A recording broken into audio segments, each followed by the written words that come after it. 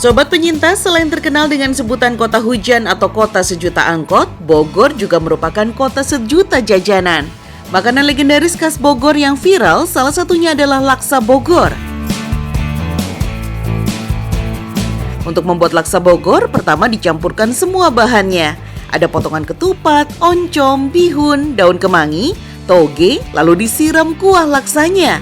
Nah, kuah laksa ini terbuat dari berbagai campuran rempah. Di antaranya ada kunyit yang paling dominan karena warna kuahnya berwarna kuning. Laksa Bogor biasanya disajikan dengan taburan serundeng di atasnya. Rasanya sungguh nikmat, apalagi tahunya sangat empuk sobat, karena direndam bersamaan dengan kuah kunyitnya.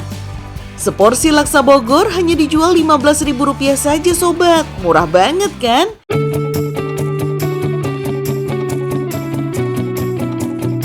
Tidak hanya laksa Bogor, ada juga jajanan legendaris lainnya loh sobat.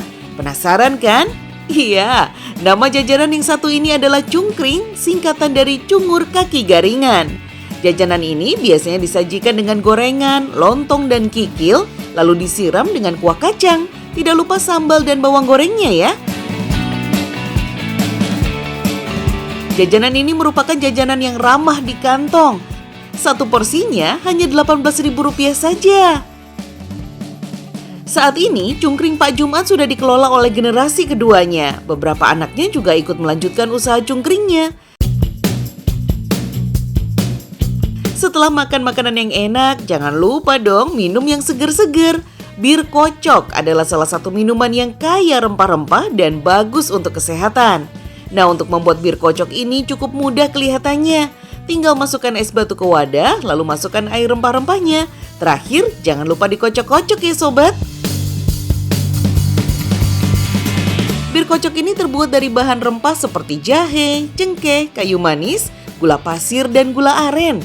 Minuman khas Bogor yang satu ini per gelasnya hanya dibanderol sebesar Rp5.000 saja.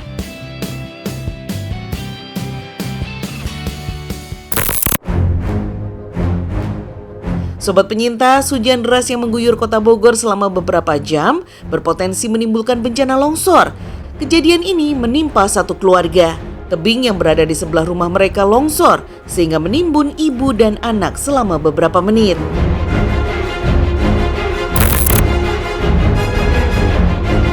Sobat penyintas, tahun 2019 silam, Kampung Wangun yang terletak di Desa Pasir Buncir, Kecamatan Caringin, Kabupaten Bogor, dilanda longsor. Ati dan Fauzan, anak bungsunya, menjadi salah satu korban selamat.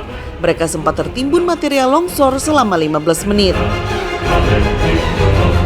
Kejadian berlangsung pukul 12 saat malam hari. Ati dan Fauzan ketika itu sedang tertidur pulas di ruang tamu, tepat di depan pintu rumahnya. Jam 12 malam, lagi tidur nyenyak, pas dari atas longsor, nimban rumah. Saat itu, tanah dari atas tebing tiba-tiba longsor dan meruntuhkan sebagian rumah Ati. Begitu pula dengan Ati dan Fauzan, separuh tubuh mereka ikut tertimbun material longsor. Sebelum kejadian, hujan tidak hentinya mengguyur daerah Caringin Bogor selama 5 jam, kemudian baru berangsur reda. Pas jam 12 mah udah reda, gitu. Udah kecil. Pas dari jam 6 sampai jam 11 mah gede, terus jam 12-nya reda, rintik-rintik doang. Sebelum kejadian, Ati sempat pergi ke toilet. Setelah itu ia kembali tidur bersama Fauzan, anak bungsunya. Kemudian Ati mendengar suara gemuruh dari arah tebing yang berada di sebelah rumahnya. Longsoran tanah itu langsung menimpa Ati dan Fauzan. Saat membuka kedua matanya, sebagian tubuh Ati sudah tertimbun material longsor. Pas bangun dari atas ya udah runtuh. Kirain aku kiamat sekarang ya. Ati kemudian berteriak minta tolong agar didengar oleh warga sekitar. Namun karena kejadian sudah larut malam, tidak ada seorang pun yang datang. Kemungkinan warga juga sudah tertidur pulas. Beruntung Ati bisa mengangkat kepalanya keluar dari dalam tanah, tapi badannya sulit bergerak karena tertimbun longsoran. Kondisi gelap gulita tanpa penerangan karena arus listrik terputus terkena longsoran. Ati sempat mencari dan memanggil Fauzan dan tak lama kemudian ia mendengarkan teriakan suara anaknya itu. Akhirnya Ati berhasil ditolong oleh anaknya yang lain. Saat itu mereka sedang berada di dalam kamar dan tidak terkena longsoran.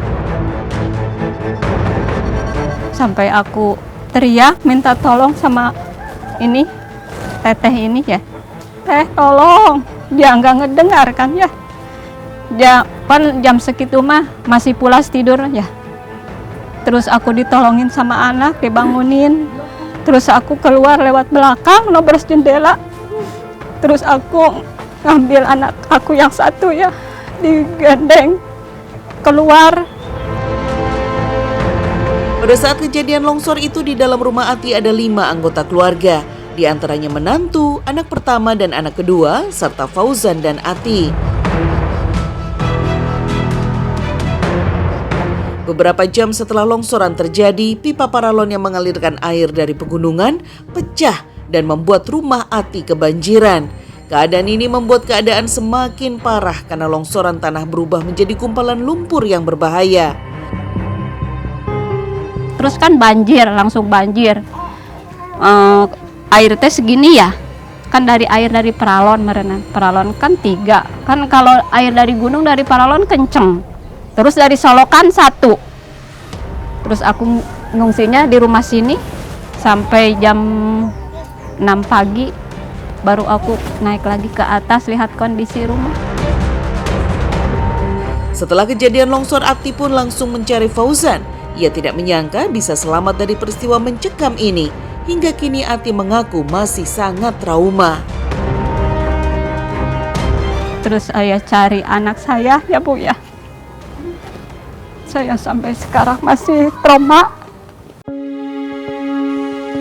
Ati merasa sangat sedih dan trauma bukan karena rumahnya tertimbun longsor, tapi Ati syok melihat Fauzan yang tertimbun longsor.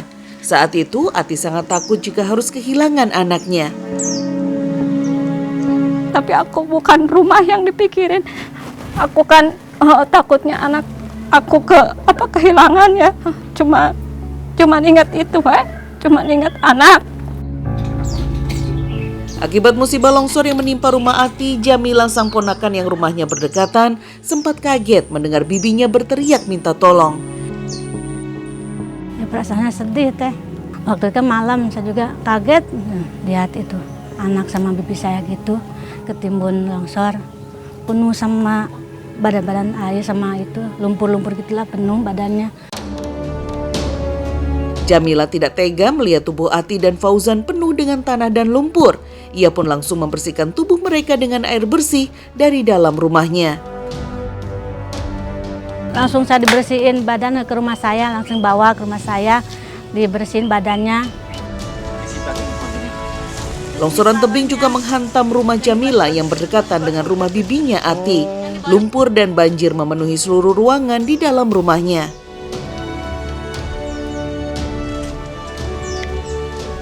Jamila berharap musibah tanah longsor ini tidak terulang kembali. Ia juga menginginkan agar tebing yang ada di depan rumahnya ditanami pepohonan atau dibentuk beton tangga agar lebih kokoh. Pengennya sih gitu ten, lerengnya itu ditatap gitu lah, kayak tangga gitulah biar nggak longsor lagi, takutnya longsor lagi.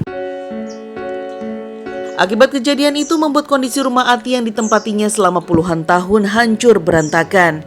Terjangan longsoran tebing itu hanya menyisakan 2 kamar yang berada di bagian belakang. Yang depannya hancur, semuanya roboh. Cuman ada yang kamar, ya kamar 2 aja yang itu. Yang dari situnya mah ambruk ke situ. Ati merasa khawatir bila hujan deras yang datang di malam hari, dirinya mengaku tidak bisa tidur. Ia takut kejadian tebing longsor akan terulang kembali. Nggak bisa tidur, kalau malam teh. Kalau malam hujan apa jam 8 apa jam 10 bangun. Kita mah duduk di senderan deket dapur gitu kan, dari situ mah nggak ada tebingnya nggak terlalu tinggi ya dari sebelah situ mah. Di situ ntar anak saya yang kecil kalau tidur dibangunin, yuk pindah ke sana. Takut ada hujan gede, kita longsor lagi.